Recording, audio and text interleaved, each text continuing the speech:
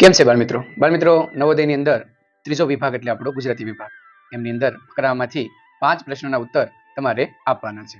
તો આજે આપણે એક ફકરાનો ઉદાહરણ દ્વારા સમજી લઈએ. સૌથી પહેલા શું કરશું? આપેલો ફકરો છે એ તમારે ધ્યાનથી 2 વાર વાંચી લેવાનો છે. એમાં રહેલા અઘરા શબ્દો પણ સમજી લેવાના છે. ન સમજાય તો વારંવાર એને શબ્દને જોશો તો તમને તેનો અંદાજ આવી જશે. ચાલો શરૂ કરીએ. સૌથી પહેલા જે ફકરો આપ્યો છે તે આપણે વાંચીએ છીએ. પાનખર શરદ ઋતુ ઉનાળા અને શિયાળાના મોસમની વચ્ચે આવે છે. આ ઋતુમાં ઘણા પરિવર્તન થાય છે. દિવસો નાના થઈ જાય છે. વૃક્ષોના પાંદડા લીલા રંગના થી બદલાઈને જીવંત લાલ, પીળા, નારંગી થઈ જાય છે. વાસ્તવમાં પાંદડાઓને લીલાછમ રાખવા માટે વૃક્ષોને તડકો જોઈએ. તડકા વગર પાંદડા પીળા પડી જાય છે. ઘાસ પર હવે ઝાકળ આચ્છાદિત નથી હોતું. પાનખરમાં લગભગ દરેક સવારમાં હિમ પડે છે, કારણ કે તાપમાન હિમબિંદુ સુધી પહોંચી જાય છે. પશુઓ એટલે કે પ્રાણીઓ શિયાળાના લાંબા મહિનાઓ માટે પર્યાપ્ત ભોજન એકત્ર એટલે ભેગું કરવા માંડે છે. આ પરિવર્તન ત્યારે હોય છે જ્યારે આપણે ઉનાળાની ગરમીથી શિયાળાની શરદીને અનુકૂળ થઈ રહ્યા હોઈએ છીએ. આ રીતનો આખો ફકરો આપણે આપ્યો છે. હવે જ્યાં જ્યાં પ્રશ્ન પૂછવામાં આવે છે એ જવાબ ઉપરના ફકરામાં કઈ જગ્યાએ છે એને આપણે ચેક કરવાનો છે. પહેલો પ્રશ્ન જોઈએ. ઉનાળા અને ખાલી જગ્યાની વચ્ચે પાનખર શરદ ઋતુ આવે છે. તો આપણને ખબર છે ફકરાની અંદર એક શબ્દ આવ્યો હતો કે ઉનાળો અને શિયાળાની મોસમની વચ્ચે. તો શિયાળો શબ્દ આપણો સાચો છે, જે અહીં આપેલો છે સીની અંદર, એટલે આપણે સી જવાબ સાચો છે અને ત્યાં આપણે ગોળ મીંડું કરી દઈશું. ખાસ કરીને બાળકો એ જવાબ જો અહીં પણ બતાવ્યું છે કે 1 નંબરનો જવાબ અહીંથી આપણને મળે છે. આવી પેન્સિલથી તમે લીટી પણ કરી શકો છો કે ત્યાંથી આપણને જવાબ મળી જાય. હવે જોઈએ પ્રશ્ન નંબર 2. પાનખર એટલે કે શરદ ઋતુમાં નીચેનામાંથી કયા પરિવર્તન થાય છે? તો પરિવર્તન આપણે નોંધીએ કે જ્યારે ફકરાની અંદર કયા કયા પરિવર્તન હતા. તો અહીં લખ્યું છે તે આપણે પરિવર્તનની અંદર જુઓ, લીટી બારી છે. પરિવર્તન થાય શું? તો કે દિવસો નાના થઈ જાય છે. ઓપ્શન જોઈએ તો એની અંદર પહેલા એની અંદર દિવસો નાના થઈ જાય, દિવસો મોટા થાય એવું તો છે નહીં. ખૂબ ગરમી પડે, વધુ પ્રમાણમાં તડકો પડે, તો જવાબ તો દિવસો નાના થઈ જાય છે, એટલે આપણે એ ઉપર મીંડું કરી દઈશું.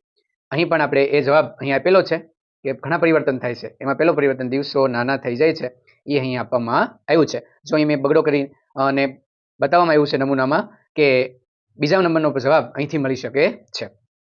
હવે ત્રીજો પ્રશ્ન વાંચી લઈએ આપણે. પાનખર ઋતુમાં પાંદડા પીળા પડી જાય છે, એનું કારણ શોધવાનું છે. ઓપ્શન જોઈ લઈએ. તેને પર્યાપ્ત ઓક્સિજન મળતો નથી, તેમને પર્યાપ્ત પાણી મળતું નથી, તેમને પર્યાપ્ત સૂર્યપ્રકાશ મળતો નથી, તેમનામાં વધુ પ્રમાણમાં ઓક્સિજન એકત્રિત થઈ જાય છે. આટલા ઓપ્શનો છે. હવે પાંદડા શા માટે પીળા પડે છે એ આપણે ફકરામાંથી શોધવાનું છે.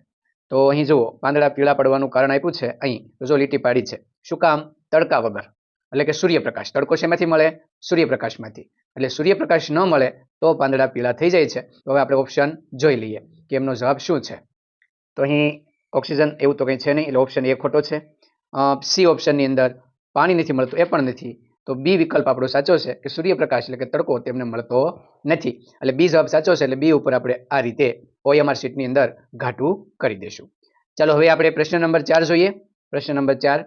પાનખર ઋતુ શરૂ થવાની તૈયારી થતા પશુઓ એટલે કે પ્રાણીઓ શું કરે છે? તો પશુઓ શું કરે છે એ પેરેગ્રાફમાં આપણે જોઈ ત્યાં લીટી પાડી શકીએ છીએ. તો પેરેગ્રાફમાં જોઈએ, અહીં પશુઓ આપ્યા છે. શું કરે છે? તો કે શિયાળામાં લાંબા મહિનાઓ માટે પર્યાપ્ત ભોજન ભેગું કરે છે. જવાબ અંદર મળે છે પર્યાપ્ત. શિયાળાના લાંબા દિવસો હોય એટલે એના માટે એ પર્યાપ્ત ભોજન ભેગું કરવા લાગે છે, એટલે મહિનાઓ માટે શિયાળાના લાંબા મહિનાઓ માટે ભોજન ભેગું કરે છે એવો વિકલ્પ આપણે શોધવાનો છે. તો ચાલો વિકલ્પ જોઈ લઈએ. તેઓ ભોજન ખોરાક એકત્ર કરે છે. તો પહેલો જવાબ આપણને એમાં મળી જાય છે. રૂવાટી પણ ન આવે, ખોરાક ઓછો ખાય એ પણ ન ચાલે, રંગ બદલે એ પણ નથી, એટલે આપણો જવાબ એ છે. એટલે આપણે એને ઘાટું કરી દઈશું.